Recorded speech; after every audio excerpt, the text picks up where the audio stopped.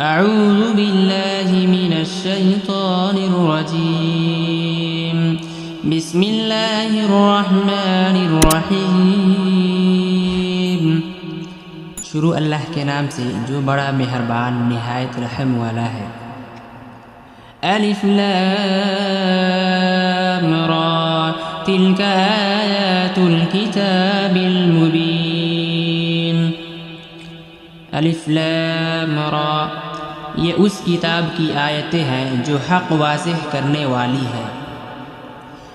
اِنَّا أَنزَلْنَاهُ قُرْآنًا عَرَبِيًّا لَعَلَّكُمْ تَعْقِلُونَ ہم نے اس کو ایسا قرآن بنا کر اتارا ہے جو عربی زبان میں ہے تاکہ تم سمجھ سکو۔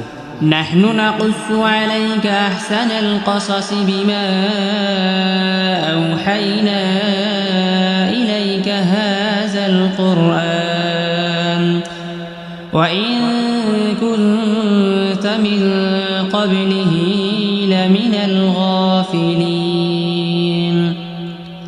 اے پیغمبر ہم نے تم پر یہ قرآن جو وحی کے ذریعے بھیجا ہے اس کے ذریعے ہم تمہیں ایک بہترین واقعہ سناتے ہیں جبکہ تم اس سے پہلے اس واقعے سے بالکل بے خبر تھے۔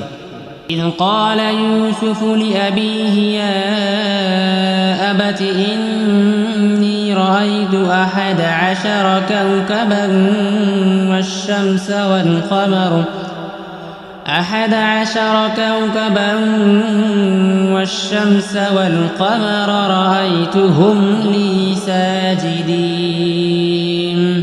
یہ اس وقت کی بات ہے جب یوسف نے اپنے والد یعقوب علیہ السلام سے کہا تھا کہ ابا جان میں نے خواب میں 11 ستاروں، سورج اور چاند کو دیکھا ہے، میں نے دیکھا ہے کہ یہ سب مجھے سجدہ کر رہے ہیں۔ قال يا بني لا تقصص رؤياك على إخوتك فيكيدوا لك كيدا إن الشيطان للإنسان عدو مبين۔ انہوں نے کہا بیٹا اپنا یہ خواب اپنے بھائیوں کو نہ بتانا، کہیں ایسا نہ ہو کہ وہ تمہارے لیے کوئی سازش تیار کرے، کیونکہ شیطان انسان کا کھلا دشمن ہے۔ وَكَذَلِكَ يَجْتَبِيكَ رَبُّكَ وَيُعَلِّمُكَ مِن تَأْوِيلِ الْأَحَادِيثِ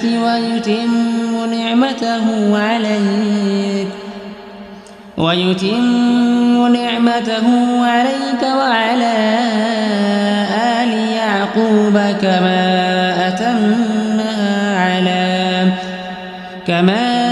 أتمها على أبويك من قبل إبراهيم وإسحاق إن ربك عليم حكيم۔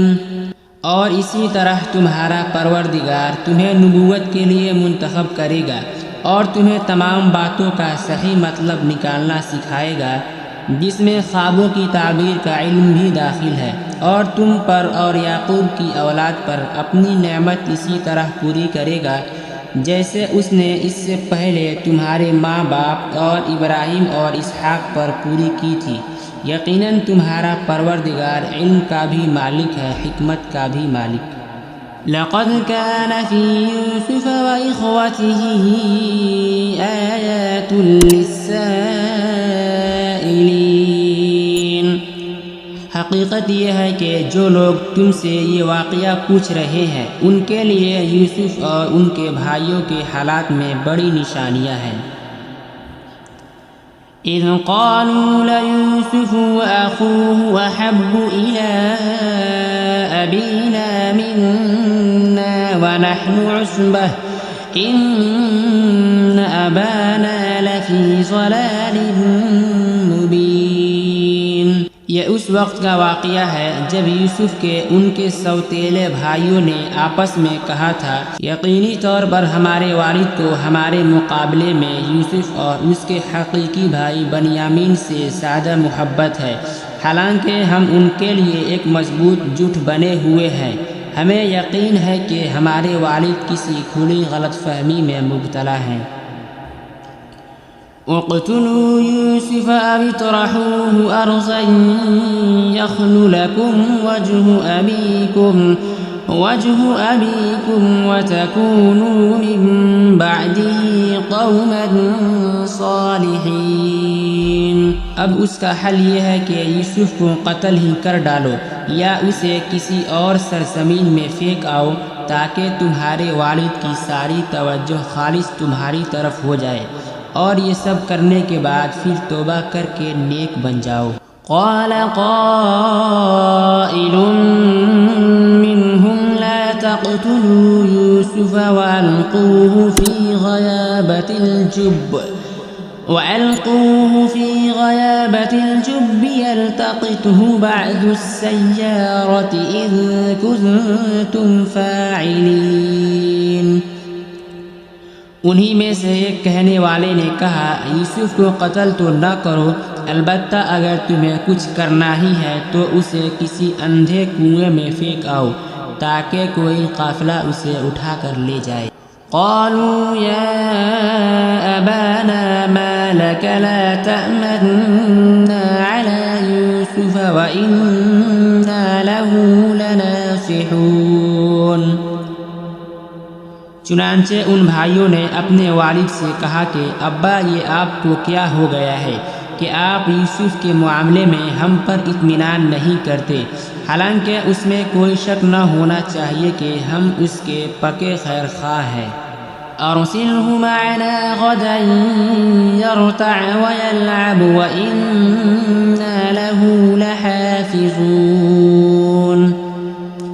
کل آپ اسے ہمارے ساتھ تفریح کے لیے بھیج دیجیے تاکہ وہ کھائے پیے اور کچھ کھیل کود لے، اور یقین رکھیے کہ ہم اس کی پوری حفاظت کریں گے۔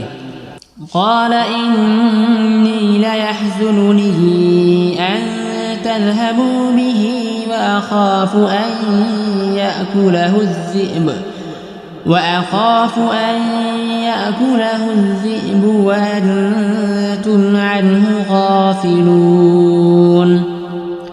یعقوب نے کہا، تم اسے لے جاؤ گے تو مجھے اس کی جدائی کا غم ہوگا، اور مجھے یہ اندیشہ بھی ہے کہ کسی وقت جب تم اس کی طرف سے غافل ہو تو کوئی بھیڑیا اسے کھا جائے۔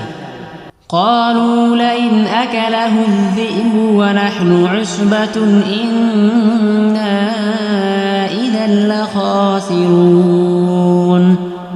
وہ بولے، ہم ایک مسلوط جٹھے کی شکل میں ہے، اگر پھر بھی بھیڑیا اسے کھا جائے تو ہم تو بالکل ہی گئے گزرے ہوئے۔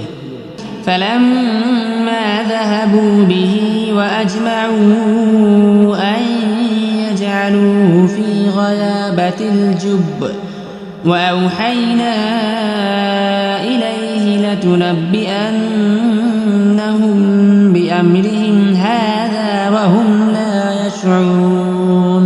پھر ہوا یہ کہ جب وہ ان کو ساتھ لے گئے اور انہوں نے یہ طے کر ہی رکھا تھا کہ انہیں ایک اندھے کنویں میں ڈال دیں گے، چنانچہ ڈال بھی دیا، تو ہم نے یوسف پر وحی بھیجی کہ ایک وقت آئے گا جب تم ان سب کو جتلاؤ گے کہ انہوں نے یہ کیا کام کیا تھا، اور اس وقت انہیں یہ پتہ بھی نہ ہوگا کہ تم کون ہو۔ وَجَاءُوا أَبَاهُمْ عِشَاءً يَبْكُونَ۔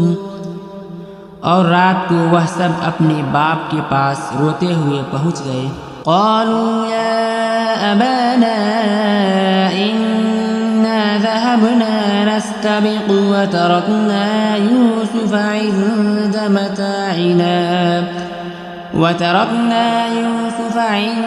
متاعنا فأكله الذئب وما أنت بمؤمن لنا ولو كنا صادقين۔